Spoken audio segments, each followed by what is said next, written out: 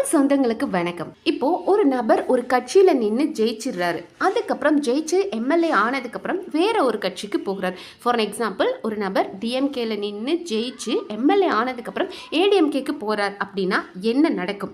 அவரை அந்த கட்சியிலிருந்து நீக்க முடியுமா? இல்லைன்னா அவர் எந்த கட்சியிலிருந்து போனாரே அந்த கட்சிக்கு அது பாதகமா முடியுமா? அரசு கவிழுமா? அண்ட் ஒரு சிலர் லூப் ஹோல் இந்த மாதிரி சட்டங்கள் இருந்தாலும் அதில் இருக்கிற ஓட்டைகளை பயன்படுத்தி கட்சி மாறுறாங்களே, அது எப்படி நடக்குது? அண்ட் இதை எல்லாத்தையும் தடுக்கிறதுக்காக தான் ஆன்டி டிஃபெக்ஷன் லா, கட்சி தாவல் தடை சட்டம் அப்படின்றத ஒன்று கொண்டு வந்திருக்காங்க. அது என்ன அப்படின்றத இன்னைக்கு வீடியோவில் பார்க்க போகிறோம். ஸோ ஃபர்ஸ்ட், கட்சி தாவல்னா என்ன அப்படின்னா, ஒரு அரசியல்வாதி ஒரு கட்சியில் நின்று எம்எல்ஏ ஆகுறாரு. ஃபார் எக்ஸாம்பிள், இப்போ டிஎம்கேல ஒரு நபர் நிற்கிறாரு. மக்கள் அவர் டிஎம்கேல நிற்கிறாரு, டிஎம்கேக்கு ஓட்டு போடணும்னு சொல்லி ஓட்டு போட்டு அந்த நபரை ஜெயிக்க வச்சு எம்எல்ஏ ஆகிடுறாங்க. ஸோ நம்ம நல்லா கவனிக்க வேண்டிய விஷயம், அவர் எந்த கட்சியில் நின்னாரு, ஒரு எக்ஸாம்பிளுக்கு தான் சொல்கிறேன். டிஎம்கேல நின்று ஜெயிச்சு எம்எல்ஏ ஆகிட்டாரு. அப்போ மக்கள் யாருக்கு அங்கே ஓட்டு போட்டிருக்காங்க? டிஎம்கேல ஓட்டு போட்டிருக்காங்க. ஆனால் அவர் ஜெயிச்சதுக்கு அப்புறமா யோசிக்கிறாரு, இப்போ வந்திருக்கிறது தாவேக்கா தான் நிறைய ஓட்ஸ் வாங்கியிருப்பாங்க, அவங்க தான் சிஎம் ஆக போறாங்க. அப்ப நம்ம அவர் கட்சியில இருந்தா தான் நமக்கு லாபம் இருக்கும். அவர் ஓட்டு வாங்கி ஜெயிச்சது என்னமோ டிஎம்கேல, ஆனால் காட்சி மாறுறது தாவேக்காக்கு மாறுறாரு அப்படின்னா, ஸோ இதை தான் கட்சி தாவல் அப்படின்னு சொல்றோம். தன்னோட வெற்றிக்கு அப்புறமா மாறுறது தப்பு தானே? யோசிச்சு பாருங்க. இப்போ நீங்க காங்கிரஸ்க்கு ஓட் பண்ணியிருக்கீங்க. உங்களுக்கு ஏன் நீங்க காங்கிரஸ்க்கு ஓட் பண்ணியிருக்கீங்கன்னா, எனக்கு தாவேக்காவை பிடிக்கல அப்படின்றதுக்காக நீங்க காங்கிரஸ்க்கு ஓட் பண்ணியிருக்கீங்க. ஆனால் அந்த காங்கிரஸ் இப்போ தாவேக்கா கூட சேர்ந்துருச்சு. அப்போ அந்த மக்கள் இங்கே புண்படுறாங்க இல்லையா? நான் ஓட்டு போட்டது என்னமோ ஒருத்தருக்கு, ஆனால் அந்த நபர் போய் மறுபடியும் மாறிட்டாரே ஜெயிச்சதுக்கு அப்புறமா அப்படின்னு சொல்லி மாறுறாங்க இல்லையா? இது மக்களை புண்படுத்துறது. இதே மாதிரி தான் 1960லேருந்து 70களில் வரை இது ரொம்ப ஜாஸ்தியாக நடந்தது.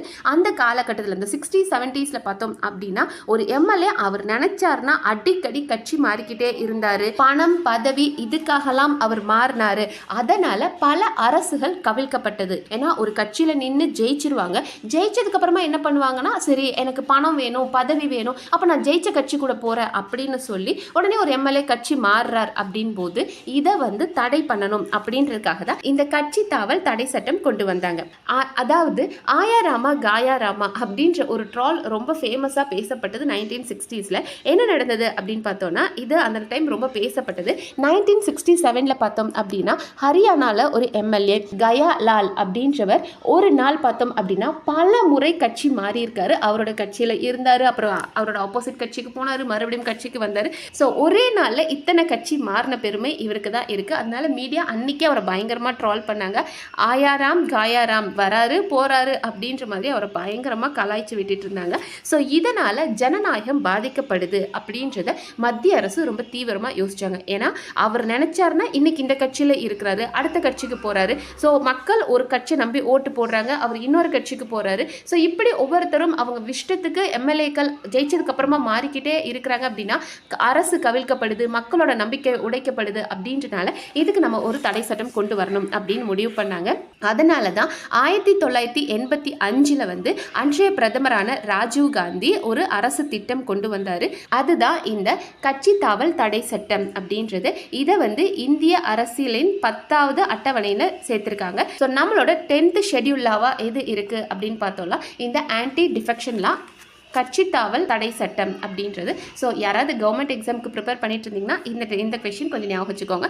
10th ஷெட்யூல் லா எது அப்படின்னு கேட்டிங்கன்னா, 10வது அட்டவணையில் சேர்க்கப்பட்ட சட்டம் எது அப்படின்னா கட்சி தாவல் தடை சட்டம். நீங்கள் ஒரு கட்சியிலேருந்து இன்னொரு கட்சிக்கு தாவுறீங்க, எம்எல்ஏக்கள் தாவுறீங்கன்னா உங்கள் மேலே தடை சட்டம் பாயும் அப்படின்றது. அப்படி ஒருத்தர் ஒரு கட்சியிலேருந்து இன்னொரு கட்சிக்கு போகிறாரு அப்படின்னா எந்த நேரத்தை அவரோட பதவி பறிபோகும் அப்படின்றத பார்ப்போம். அதாவது தன் கட்சியை விட்டு வேறு கட்சிக்கு சேர்றாங்க அப்படின்னா அவங்களுக்கு பதவி போகும். இப்போ டிஎம்கேல இருந்து ஏடிஎம்கேக்கு போகிறாங்க, அதாவது அவங்க டிஎம்கேல ஒரு மெம்பராக இருந்து ஏடிஎம்கேக்கு ஒரு மெம்பராக போகிறது ஒரு பிரச்சனை கிடையாது. டிஎம்கேல எம்எல்ஏவா இருந்து ஏடிஎம்கேக்கு ஜெயிச்சதுக்கு அப்புறமா மறுபடியும் ஏடிஎம்கேல போய் சேர்றாங்க அப்படின்னா அது தப்பு. அண்ட் இன்னொன்று எப்போ நடக்கும் அப்படின்னா, அவரோட கட்சிகளுக்கு எதிராக அவர் வாக்களிச்சாரு அப்படின்னா, அதாவது இப்போ அவங்களோட சட்டசபை, இப்போ நம்மளோட தாவேக்கா ஜெயிச்சிருச்சு, சட்டசபைக்கு போகிறாங்க, அங்கே ஒரு சட்டத்தை கொண்டு வராங்க. அந்த சட்டத்தை எதிர்த்து இப்போ அங்கே 120 எம்எல்ஏக்கள் இப்போ இருக்கிறாங்க. அங்கே ஒரு சட்டம் கொண்டு வரும்போது, சட்டசபையில் சட்டம் கொண்டு வரும்போது அதை தாவேக்காடு எம்எல்ஏக்கள் எல்லாருமே வந்து வாக்களித்து ஆமாம் நாங்கள் வந்து எல்லாரும் இதுக்கு ஒத்துக்கிறோம் அப்படின்னு சொல்கிறாங்க.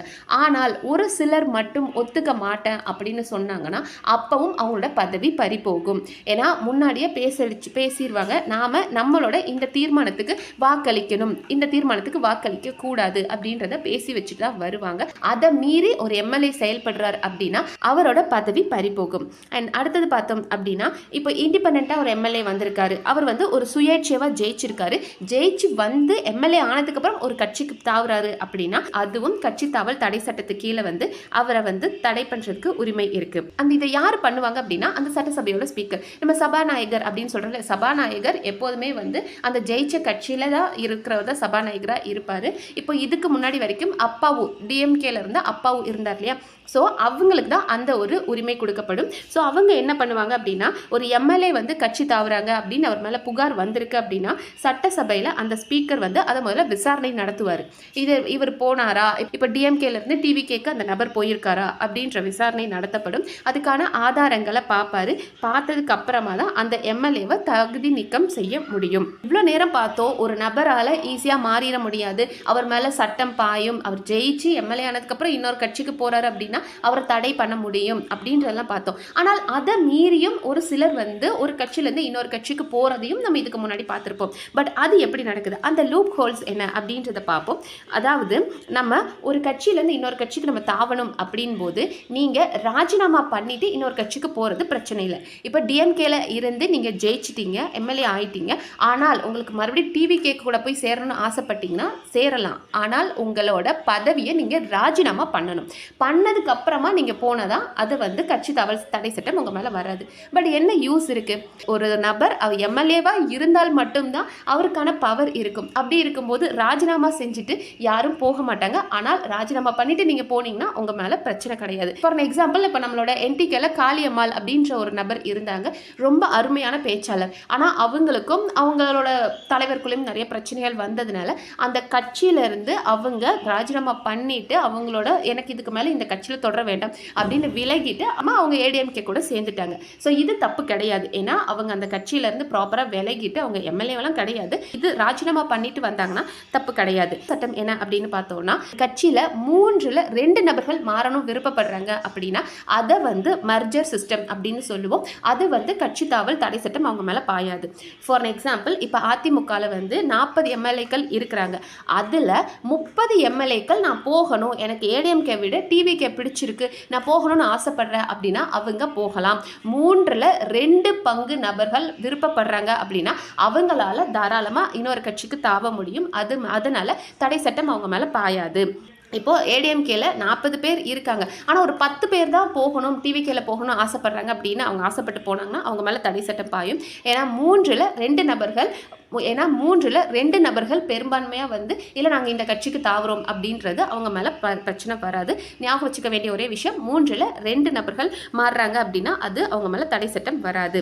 மாதிரி சில உதாரணங்கள் நடந்திருக்கு, அது என்ன அப்படின்றத பார்ப்போம். ஸோ மகாராஷ்டிராவில் ஏக்நாத் ஷிண்டே அப்படின்றவர் அவரோட தலைமையில் உத்தவ் தாக்கரேவை வந்து அரசை கவிழ்த்தாரு. இது 2019 மகாராஷ்டிராவில் நடந்தது. அதாவது உத்தவ் தாக்கரே அப்படின்றவர் வந்து அவரோட கட்சி ஜெயிச்சது, அதாவது அவர் வந்து இந்த கட்சிக்கு கூட ஏக்நாத் ஷிண்டே அப்புறம் ஒரு சில கட்சிகள் கூட கூட்டணி கட்சிகள் கூட சேர்ந்து தான் ஜெயிச்சார். ஆனால் அவர் ஜெயிச்சதுக்கு அப்புறமா உத்தவ் தாக்கரே ஜெயிச்சதுக்கு அப்புறமா இந்த ஏக்நாத் ஷிண்டே தன்னோட அந்த கட்சிக்குள்ளேயே பேசி இல்லை நம்ம வந்து பிஜேபியோட சப்போர்ட்டோட நம்ம இதை விட்டு வெளியே போயிடுவோம் அப்படின்னு சொல்லி ஆட்சியை கவிழ்த்தாங்க.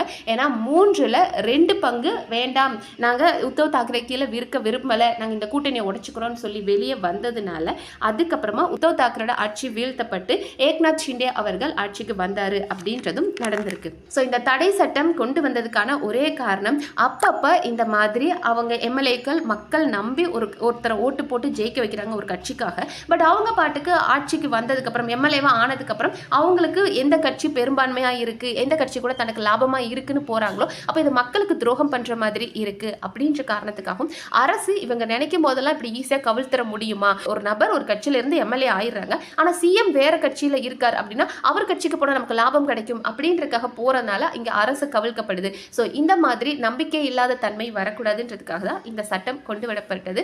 ஸோ கட்சி தாவல் தடை சட்டம் அப்படின்னா என்னன்னு உங்களுக்கு புரிஞ்சிருக்கும்ன்றது நினைக்கிறேன். ஏன்னா இன்னைக்கு இருக்கிற காலகட்டத்தில் அது ரொம்ப தேவைப்படுது. ஏன்னா இன்னைக்கு நம்மளோட டிவிகே தலைவர் முதலமைச்சர் ஆனாலுமே அவர் ஒரு கூட்டணி கட்சிக்குள்ள தான் இருக்காரு.